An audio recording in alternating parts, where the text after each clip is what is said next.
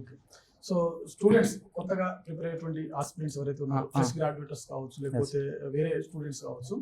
So UPSC, TGPSC, APPSC లాంటి పోటీ పరీక్షలకు ప్రిపేర్ అవ్వాలి అనుకునేటువంటి కొత్త ఆస్పిరెంట్స్ కి బుక్స్, స్టాండర్డ్ బుక్స్ విషయంలో ఎలాంటి బుక్స్ సెలెక్ట్ చేసుకుంటే బాగుంటుంది? అసలు మార్కెట్ లో మనకు నెంబర్ ఆఫ్ బుక్స్ అందుబాటులో ఉంటాయి. సో మనం ఏ బుక్ బెటర్ అనేది మనకి ఎట్లా తెలుస్తుంది? అది ఒక్కో సబ్జెక్ట్ కి గవర్నమెంట్ ఏది క్రైటీరియా ఎగ్జామ్స్ కండక్ట్ చేసారో పబ్లిక్ సర్వీస్ కమిషన్ వాళ్ళే చెప్తారు వాళ్ళ స్టాండర్డ్ బుక్ ఫాలో అవ్వండి. ఆ స్టాండర్డ్ బుక్ ఫాలో అవ్వండి, లేకపోతే ఇంకొకటి ఎవరైనా మార్కెట్ లో మంచి పేరున్న బుక్ నే ఫాలో అవ్వండి. అది మాక్సిమం తెలిసిపోద్ది ప్రొఫెషన్కి వస్తే. అలాంటి బుక్ అని లేదు, చాలా మంది చదువుతుంటారు కాబట్టి. ఇంకోటి చెప్తారండి, ఏ పర్సన్ 100% ప్రిపరేషన్ చేయడు, అది ఎప్పటికీ కంప్లీట్ కాదు. మనకి 100 తేవాల్సిన అవసరం కూడా కాదు. 100కి 70 తెచ్చినా మనకు కావాల్సిన మార్క్ మనకు కావాల్సిన పోస్ట్ మనకు వస్తుంది. కాబట్టి వాడు ఎవరు అది చదువుతున్నారు ఇది చదువుతుంది ఒక సోర్స్ 10 సార్లు. నేనైతే 4 పుస్తకాలు 4 బుక్లు అంతే.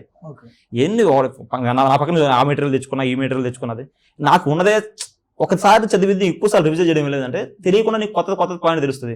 మనకు చాలు 75కి 60 స్కోర్ చేయగలిగితే చాలు. 60 మార్క్స్ చాలు మనకు జాబ్ వస్తుంది. మన 75 వేరే ఒక మార్క్ కోసం వేరే కొత్త పుస్తకం చదివి అసలు మర్చిపోయి ఎక్కువ రివిజన్ చేయక కన్ఫ్యూజ్ అవడం వల్ల అదే జనాలు ఇది ఒకటి దాంట్లో సోర్సెస్ విషయంలో పైగా science and technology environment vast okay, current affairs నమ్ముతాం.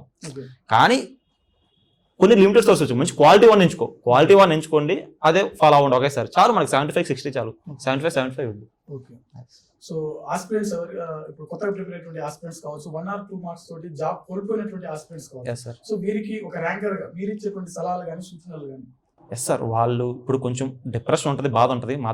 వాళ్ళకి మాకు వాళ్ళ ఇంటెలెక్చువల్ ఆర్జన్ వేరే ఉంటుంది. మాకన్నా వాళ్ళు గొప్పలో ఉండొచ్చు. మేబీ ఆ ఎగ్జామ్ ప్రెజర్లో వాళ్ళు ఏమన్నా కొన్ని మిస్ అయ్యొచ్చు, కానీ వాళ్ళు తెలివి కల వాళ్ళే. మాకన్నా తెలివి కన్న వాళ్ళు కూడా ఉండొచ్చు, అఫ్కోర్స్ మనం అనడానికి లేదు.